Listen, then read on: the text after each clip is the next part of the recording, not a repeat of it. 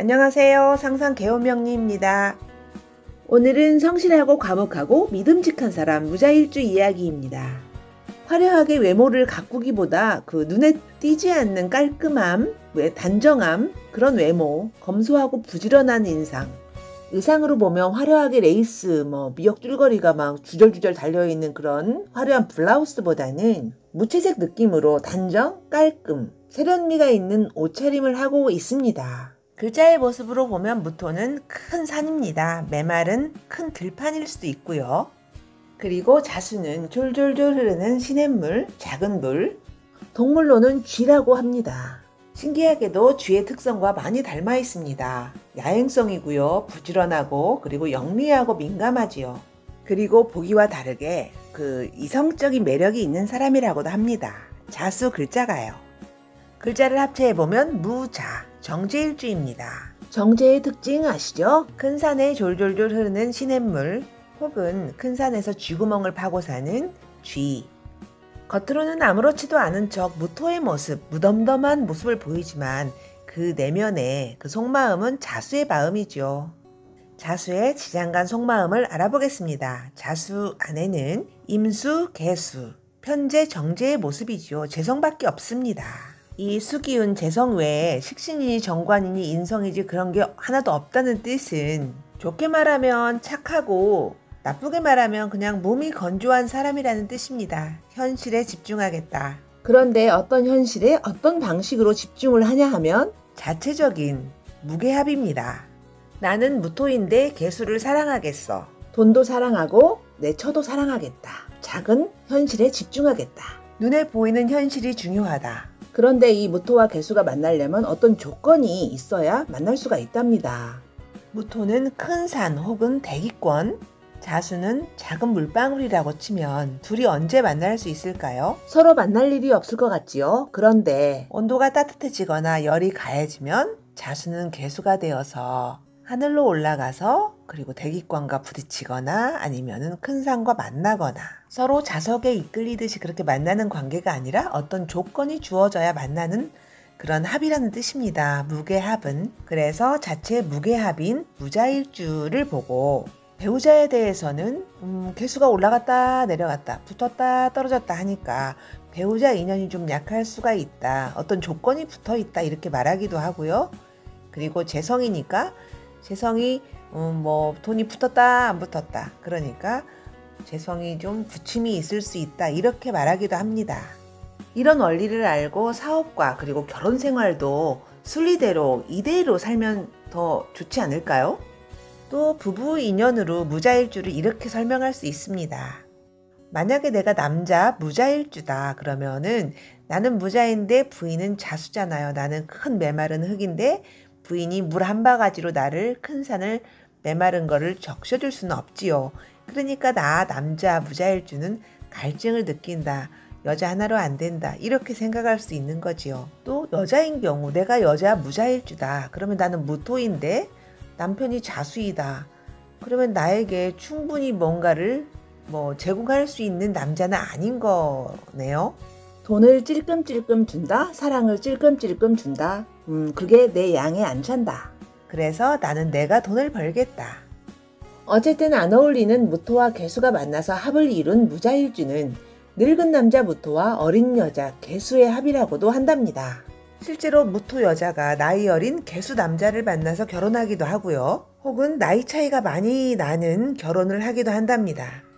또 조건의 합이니까 그냥 혼자 살 수도 있습니다. 맞는 상대가 없으면 조건에.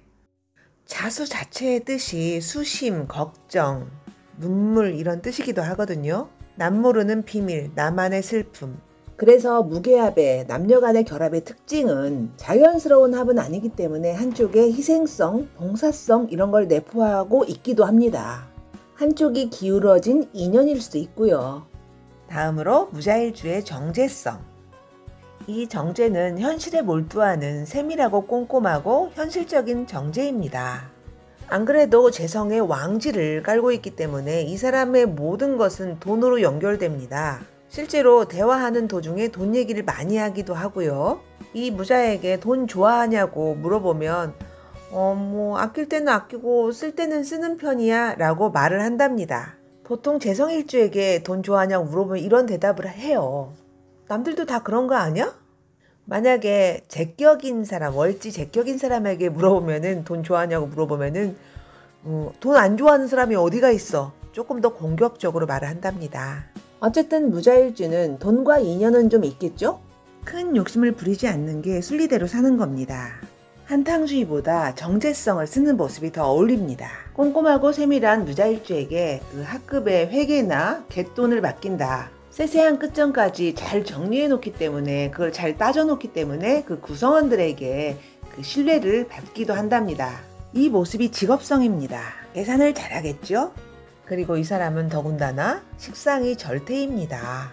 점잖고 말수도 좀 적고 쓸말만 하는 사람이죠. 잡소리 안 하고. 그래서 뭐 방정을 떨고 참견하고 오지랖을 떨고 이런 거를 잘 안 합니다. 듬직하고 좀 정도를 걷는 듯한 느낌? 그런 점잖음을 신뢰를 주는 사람이지요. 식상의 모습, 식상짓을 한다는 것은 때로는 좀 싼티가 날 수도 있습니다. 도와달라고 안 해도 도와주고 뭐 상관하고 오지랖 떨고 막 그 선의를 베풀고 막 이런 거잖아요. 근데 무자들은 그런 게 없습니다. 그러니까 뭐 점잖고 싼티가 안 나겠죠. 그런데 남들이 도와달라고 해도 그 딱 거절할 수도 있는 사람이라는 뜻이기도 해요. 근데 거절하고 돌아서면 내가 그런 처지일 때 나는 도움을 못 받을 수가 있다. 나는 내 현실을 믿고 산다. 정제성. 그런 걸 가진 게 무자일주거든요. 또 자수라는 것이 좀 조용한 거 좋아하고 남의 일에 휩쓸리지 않겠다. 나는 현실주의자야. 뭐 그런 뜻이기도 하니까요. 사실상 재성이 로광이고 재성밖에 없는 사람이니까 재성의 반대말은 인성이잖아요. 그러니까 인성은 좀 절대겠죠. 식상과 인성이 절대라는 거는 바로 이런 모습이에요. 막 너에게만 주는 거야. 뭐 너만 뭐 어쩌고 저쩌고 우리끼리 끈적끈적 이런 건 없다는 얘기예요. 본인은 모르겠지만 그 정확해서 좋긴 좋은데 때론 냉정하게 보여요. 또 일반적으로 정제, 정의는 정말 좋은 거지만 내가 정제를 가지고 있고 사회에 정인이 있다. 지장간 속에 비견이나 뭐 관의 모습 이런 게 있어서 말려주는 게 아니고 순수한 수기운밖에 없기 때문에 불기운이 와서 때려주면 아무튼 충격은 큰 겁니다. 욕심이 많겠죠? 무토인 내 입장에서 소중한 내 정제의 자수가 좀 불안합니다. 무자일주가 인성도 절대이고요. 설사 인성의 모습이 나에게 온다고 해도 별로 좋지 않은 모습이니까 사회적인 면에서 그리고 인성을 쓴 모습에서 인정받는 온전하고 흡족한 모습은 아닙니다. 그래서 되게 무자일주들은 그 어머니에 대한 진짜 그리움이 많고요. 어머니가 살아계시다 해도 그 어머니에 대해서 좀 서운하다 이렇게 느끼는 사람도 많이 있습니다. 돌아가셔서 너무 애틋해하는 사람도 있고요. 이런 식으로 인성을 극하다 보니까 공부줄도 좀 애로가 있을 수가 있겠죠? 그렇지만 무자일주는 재성일주잖아요. 그래서 재성적인 현실적인 똑똑함은 있습니다. 그런데 재성과 인성의 만남 재극인이 이루어진다면 나는 너무 현실적인 재성을 많이 가지고 있는 사람이니까 강력한 욕심으로 짧은 생각으로 오판을 해서 내 정제를 잃어버리는 경우도 있겠죠. 그래서 자모자폐를 할 수가 있다. 크게 물질을 잃어버릴 수도 있다. 또 재성은 내 몸이기도 하니까 아플 수도 있는 겁니다. 그래서 순리대로 사는 게 답이다 이렇게 말을 하는가 봐요. 무자일주에게. 돈을 벌기 위해서 인성을 쓰는 것보다 식신 이런 걸 쓰는 게 훨씬 안정적이겠죠. 자, 그러면 학문, 공부, 직업적인 측면에서 무자일주는 인성도 절대인데 공망이네요. 이러한 무자일주들은 그러면 공부를 못합니까? 자격증 안 됩니까? 아니죠. 재성적인 공부를 하면 되겠죠. 현실적인 공부, 돈 되는 공부, 추상적인 학문, 문과보다 현실적인 이과 학문이 좋고요. 그리고 세밀하고 눈에 보이는 것, 그런 학문이 훨씬 맞습니다. 이러한 무자일주의 정제성과 그리고 태지, 그리고 제살에 대해서 말해보겠습니다. 태지는 갓 입퇴해서 불안해서 조심조심 어쩔 줄 모르는 아주 약한 에너지를 말합니다. 그래서 신중하고 겁도 많답니다. 정제니까 꼼꼼하고 세밀하고 남에게도 안 속을 것 같지요? 그런데 가끔 헛똑똑이 같은 짓을 합니다. 고가의 옥장판을 사온다든지 직행버스나 시외버스에서 뜨내기 상인이 파는 물건을 사온다든지 투기성 행위도 합니다. 뭐 이자를 많이 준다 이런 거. 그래서 이런 걸 왜 샀냐고, 이런 거에 속는 사람이 아직도 있냐고 이렇게 물어보면 아주 정제적인 대답을 한답니다. 시중에서 사는 것보다 훨씬 싸다. 품질 보증서도 있던데 브랜드가 없어서 그렇지 이게 훨씬 싸게 먹히는 거야. 기타 등등. 그래서 이런 경우를 보고 이박이라고도 하고 나쁘게 말하면 자모샤페라고도 합니다. 일지 신살로는 제살입니다. 무토인 나는 화운동을 하고 있고요. 자수는 왕지죠. 수운동에. 그래서 서로 방향성이 다른 충하는 기운이 있습니다. 그러니까 기본적으로 나 무토는 자수, 나와 운동성이 다른 배우자를 가질 수 있다. 이렇게 운동성이 부딪힌다는 것은 의견이 다르다, 지향하는 바가 다르다. 내 편이 아니다. 그렇지만 자체 합은 있습니다. 그리고 천가는 마음, 그리고 지지는 현실이라고 치면 내 현실인 자수는 무토의 눈치를 보며 조심조심 살아가야 됩니다. 예민하고 총명한 제살의 기운이 있는 겁니다. 어떤 사람들은 무자일주 보고 자식 복도 없고 남편 복도 없다 이렇게 말을 하지요. 우리가 일반적으로 좋은 사주라고 하는 것은 주류무체, 물 흐르듯이 자연스럽게 흘러가야 되는 사주. 목화토금수, 비식재 관인, 빠진 게 있거나 과하거나 그러면 안 되겠죠?